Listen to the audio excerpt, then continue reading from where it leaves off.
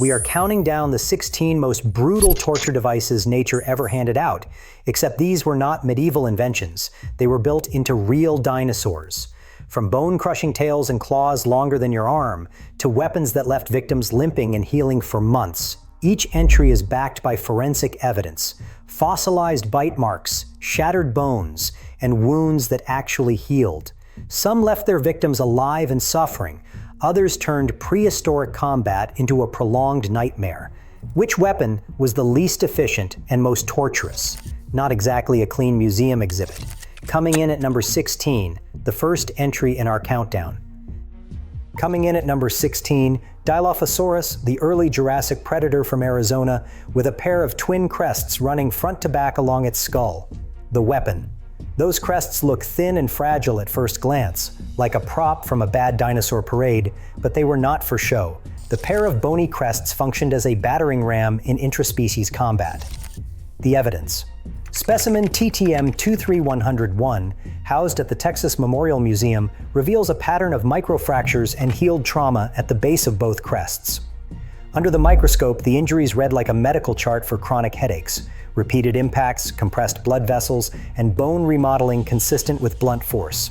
The damage. These crests did not slice through prey. They delivered blunt trauma, producing concussions, facial fractures, and bone damage that healed yet left permanent injury. Healed wounds in multiple specimens prove rivals survived these encounters, but not unscathed. Why it is worse than you think.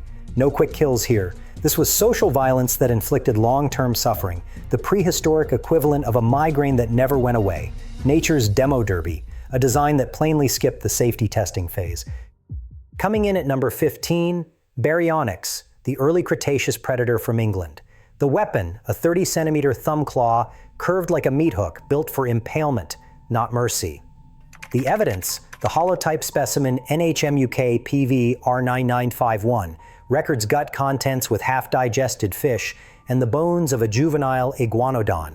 Some of those bones bear puncture wounds that match the arc of that claw. The damage, forensic marks on prey ribs show victims were pinned and held fast, unable to escape as the claw dug deeper while avoiding vital organs. Why it is worse than you think, the damage was not designed for a quick end. Prey remained conscious and struggling as Baryonyx fed. In plain forensic terms, this was less a surgical strike and more a slow-motion horror show, nature choosing its meals with a side of suffering. Coming in at number 14, Ceratosaurus, the multi-weapon predator. The weapon, a prominent nasal horn about 20 centimeters long, paired with a mouthful of serrated blade-like teeth. At just over 6 meters long, Ceratosaurus combined a gore tool and a sawing toolkit.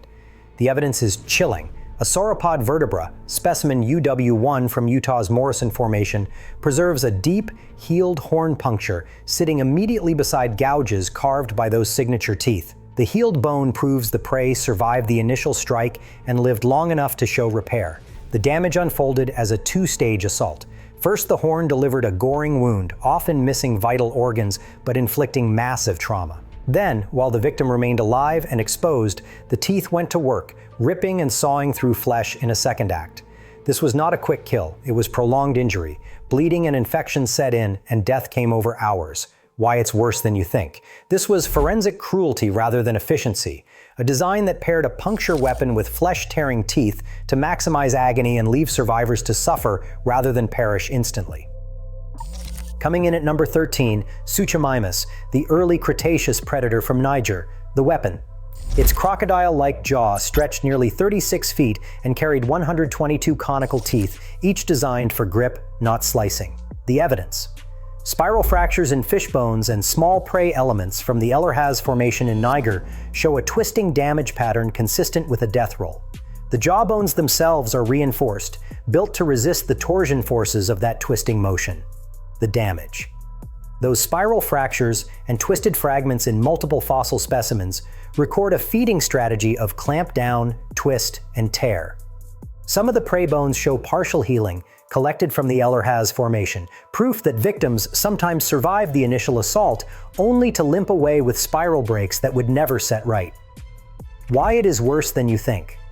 Unlike modern crocodiles that perform these maneuvers in water, Suchomimus could apply the same bone-shearing twist on land, turning a single bite into a prolonged bone-crushing ordeal. This was not a clean kill. It was a slow-motion disaster, nature's version of a medieval rack without the courtesy of a quick end. Coming in at number 12, Acrocanthosaurus. This early Cretaceous giant from Oklahoma had a row of neural spines rising up to 60 centimeters along its back. At nearly 38 feet long, this predator's silhouette was as distinctive as its fossil record is frustrating. The weapon was that ridge of elongated neural spines, once described by some as a sail. The idea is simple and cinematic.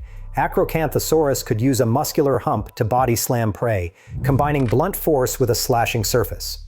The evidence, however, is thin. The most complete specimen, NCSM 14345, shows robust vertebrae but no trauma or microfractures on the spines themselves. No Tyrannosaurus ribs have been found with parallel cuts at spine height, and no healed wounds confirm a slashing attack. The damage we would expect, simultaneous crushing and laceration, is tempting to narrate in grisly detail, but the fossils do not deliver clear proof. What we do have are hints, including a healed fracture on one dorsal spine and post-mortem gouges consistent with scavenger activity. Why this is worse than you think for the story we want to tell is that a terrifying anatomical feature in life can leave only ambiguous traces in death. For now, the real torture may be for paleontologists, left piecing together possibilities with little more than bone and conjecture. Sometimes, nature's most intimidating weapons are all bark and no forensic bite.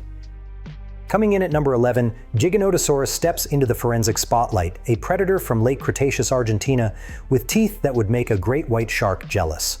The weapon? Each tooth measured nearly 20 centimeters long, and the crowns were lined with microscopic serrations, engineered not to crush bone, but to saw through flesh, like prehistoric steak knives. Flesh ripping was the design brief. The evidence? Shallow grooves on Argentinosaurus bones from the Candelaros Formation, including specimen MUCPVCH1, show partial healing, their edges rounded by bone regrowth. Those marks prove victims survived the initial attacks. The damage, repeated slashing, inflicted maximum tissue destruction while leaving prey conscious and mobile, producing a slow-motion exsanguination. Victims bled out over hours, not minutes. Why it is worse than you think? Unlike bone crushers that ended fights quickly, Giganotosaurus relied on repeated slashes to inflict cumulative trauma. The fossil record reads like a cold crime scene, bone as witness. Nature sometimes preferred the slow burn. Coming in at number 10, Deinonychus sickle claw, the disembowelment tool. Number 10 brings Deinonychus into the forensic spotlight, a raptor from the early Cretaceous of Montana and Oklahoma that turned teamwork into a slow-motion nightmare. At just over 3 meters long, this predator's main weapon was a retractable sickle claw, about 13 centimeters of curved bone on each hind foot. The crime scene evidence is preserved in Tyrannosaurus specimen OMNH 34784 from the Cloverleaf Formation, 11 embedded Deinonychus teeth, and a latticework of claw scratches across the ribcage and hips. Partial healing around these wounds tells a grim story. Prey did not die quickly. Instead, packs of Deinonychus would swarm, each raptor gutting with that infamous sickle claw, tearing open the abdomen while the victim remained conscious and for a time even mobile. Gut contents and tooth patterns confirm the assault was a group effort, less like a surgical strike and more like a feeding frenzy at a butcher's convention. Evolution's idea of efficiency, apparently, is making sure no one gets out alive or intact. For the Tyrannosaurus, the real torture was surviving long enough to know it was a team-building exercise. Coming in at number 9, Allosaurus. A late Jurassic predator from North America, Allosaurus turned its head into a blunt force weapon. At roughly 8.5 meters long, it could only muster a bite force of about 2,000 pounds per square inch, not much compared to the heavyweights. But what it lacked in jaw power, it made up for with a neck built for violence. The skull functioned like a hatchet. Drive the teeth in with a downward blow, then yank back hard, tearing tissue into ragged V-shaped wounds. Evidence for this technique comes from Stegosaurus specimen Dino 4353, where plates show healed gouges that match the tooth spacing and the hatchet motion of Allosaurus. These wounds did not kill quickly. Instead, prey endured repeated hacking. Each swing sliced muscle and opened arteries, but rarely finished the job. The result was slow blood loss, shock, and a drawn-out death that reads like a medieval torture manual. Nature, it seems, sometimes preferred a dull axe to a sharp scalpel. Coming in at number 8, Carnotaurus, the late Cretaceous predator from Argentina, looked like a cross between a bull and a sprinter. Measuring about 7.5 meters long, Carnotaurus combined a pair of thick, blunt horns above its eyes with legs built for speed. Biomechanical models estimate it could reach 30 miles per hour. CT scans of the holotype skull MACN-CH894 reveal a reinforced structure designed to absorb massive frontal impacts. The horns, spaced roughly 20 centimeters apart, were not just for display. Their internal bone is dense, and the skull roof is fused to distribute collision forces. The evidence: while no single prey fossil proves a confirmed frontal strike, healed paired puncture wounds on herbivore ribs from the La Colonia Formation line up with the horn spacing seen on Carnotaurus specimens. The holotype skull, MACN-CH894, matches a design built to take impact. These are actual fossils, not speculation, and the healed bone shows animals survived initial hits. The damage? The result was not a clean kill, it was a kinetic nightmare. At speed, a body slam could shatter ribs and fracture the thorax. Then the horns would puncture deep, leaving prey crippled and bleeding. Fossils with healed paired punctures show victims endured weeks or months with broken ribs, infections, and limited mobility. Why it is worse than you think? This was a hit-and-run strategy, without the running away. Victims could remain alive after the initial collision, broken and unable to flee, dying slowly from shock, blood loss, or infection. Think of Carnotaurus as a sprinting bull with commitment issues, and you get the picture. Coming in at number 7, Pachycephalosaurus, head ramming, brain damage from combat, the weapon. This late Cretaceous herbivore from North America measured 4.5 meters long, and it carried a skull dome of solid bone nearly 25 centimeters thick. That dome was a battering surface built for impact, not mercy. The evidence: fossils from the Hell Creek Formation, including specimen MOR463, show multiple layered healed fractures across the dome, compressed cervical vertebrae, and extensive bone remodeling. Histological analysis reveals microfracture patterns and regrowth, direct proof these animals survived repeated high-force collisions. The damage: those healed fractures and compressed neck bones point to traumatic brain injury, chronic pain, and progressive neurological decline. This was not predation. It was social violence, males ramming at full speed in contests for dominance. Why it is worse than you think? Survivors lived with lasting brain damage, ongoing pain, and a slow decline. Nature's own version of the NFL, minus the helmets, and with a lot more bone. In the end, the real torture was not death, it was living through the aftermath. Coming in at number 6, Triceratops brings its horns to the forensic table. This late Cretaceous behemoth from North America is famous for a trio of horns and a frill that would not look out of place on a medieval jouster. Its brow horns, each stretching nearly 1 meter, were not just for show. The real horror is written in the fossil record of its enemies. The most famous Tyrannosaurus specimen, FMNHPR 2081, from South Dakota's Hell Creek Formation, bears healed puncture wounds in the skull, holes spaced almost perfectly to match Triceratops' horn placement.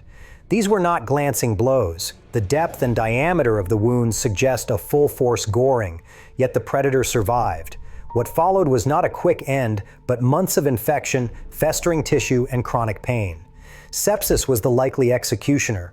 Triceratops did not just defend itself, it turned predators into long-term patients, forcing giants like T-Rex to live with festering reminders that sometimes dinner fights back, and evolution has a very dark sense of humor with a side of pus.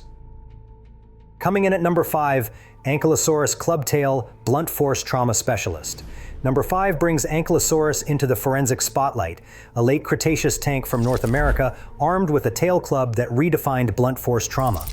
Stretching 9 meters in length, this herbivore carried a 50-kilogram mass of fused bone at the end of its tail, capable of swinging at highway speeds. Victoria Arbor's impact tests on replica clubs measured forces between 14,000 and 21,000 newtons, enough to shatter a T-Rex's lower leg like a breadstick. The evidence is written in Hell Creek fossils. Specimens from the Hell Creek Formation in Montana include T-Rex tibiae, showing spiral fractures and calloused regrowth, proof that some predators survived the first blow, only to spend weeks limping toward starvation. Unlike predators that delivered quick kills, Ankylosaurus specialized in disabling its enemies, guaranteeing a slow, agonizing demise. Nature's idea of mercy? Cripple first, let infection and hunger finish the job. Sometimes, evolution's solution to predation is less about defense and more about making sure your attacker regrets its life choices. Coming in at number 4, the Stegosaurus thagomizer, the medieval torture device tail, the weapon. The thagomizer was a tail nearly 9 meters long, fitted with 4 spikes. Each spike reached up to 90 centimeters. This was a tail built for maiming, not elegance. The evidence. The most damning specimen is Allosaurus UUVP 2828, unearthed in Utah's Morrison Formation. A Stegosaurus spike lodged deep in the Allosaurus hip, and bone grew around the foreign object, proving the predator survived the encounter. The damage. This was not a quick kill. The embedded spike turned a single fight into months, maybe years, of chronic infection, pain, and lameness. The Allosaurus limped through its final days with a literal piece of its enemy in its skeleton. Why it is worse than you think. Healed bone around an embedded spike is forensic proof of prolonged suffering. In the world of dinosaur weaponry, few injuries spell out torture as clearly as a spike that never left the victim's body. Sometimes dinner fights back and wins by slow attrition. Coming in at number 3, Therizinosaurus from the late Cretaceous Nemegt Formation in Mongolia wielded what can only be described as nature's least efficient torture device. 3 claws per hand, each almost 1 meter long, flat and scythe-like, built for slashing rather than piercing. The forensic evidence is chilling. A Tarbosaurus specimen, pin 5542, preserves a series of parallel slash marks, deep gouges that cut through bone but miss vital organs. There are no signs of healing on those wounds, only fresh trauma, the kind that leaves a predator bleeding but not dead.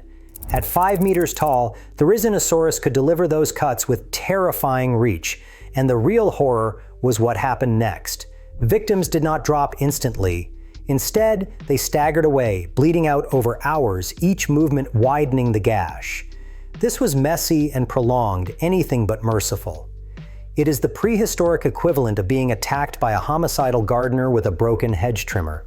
Evolution's answer to the question, how long can you make suffering last? Coming in at number 2, Spinosaurus from the Kem Kem beds of Morocco stands out as the ultimate aquatic tormentor, the weapon. Stretching nearly 15 meters, this predator wielded a long, crocodile-like snout lined with 64 conical teeth.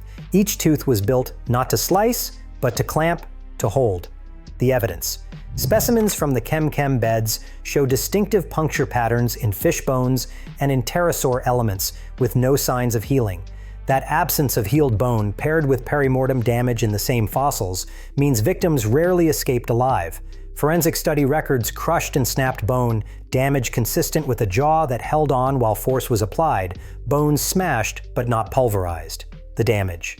Spinosaurus did not rely on a killing bite. Its jaws restrained prey, often holding them underwater, turning every struggle into slow-motion suffocation.